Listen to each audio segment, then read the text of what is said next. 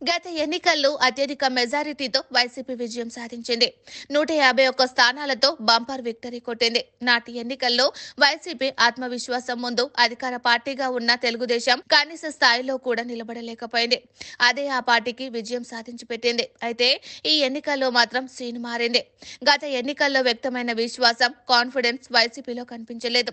దీంతో ఆ పార్టీ శ్రేణుల్లో ఒక రకమైన నైరాశ్యం కనిపిస్తోంది. గ్రామీణ ప్రాంతాల్లో పూర్తిస్థాయి మెజారిటీ తమకే దక్కుతుందని, సంక్షేమ పథకాలపై సంతృప్తి కనిపిస్తుందని, అవి ఓట్లుగా మారుతాయని వైసీపీ భావించింది.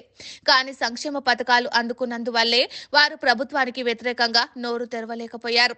ప్రభుత్వంపై వ్యతిరేక భావన ఉన్నవారు సైతం బహిరంగంగా వ్యక్తపరచలేదు. దీంతో వారంతా తమవారేనని వైసీపీ భావించింది.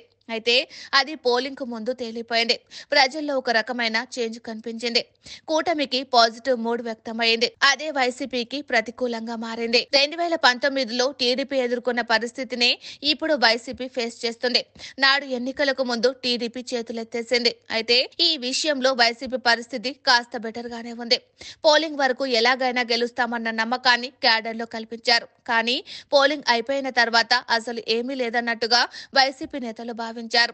మంత్రి రోజా లాంటి వారైతే సొంత పార్టీ వారే తనను ఓడించేందుకు సిద్ధమయ్యారని ఆవేదన వ్యక్తం చేశారు. అంబటి రాంబాబు, అనిల్ కుమార్ యాదవ్ లాంటి నేతలు ఈసీ కూటమికి సహకరించిందని, తమ ఫిర్యాదులను పట్టించుకోలేదని చెప్పడం ద్వారా ఓటమి భయాన్ని బయటపెట్టేశారు. అటు తెలుగుదేశం కూటమిలో ఎనలేని ధీమా ఉండటంతో ఆ పార్టీ శ్రేణుల్లో ఒక రకమైన ధైర్యం కనిపిస్తోంది.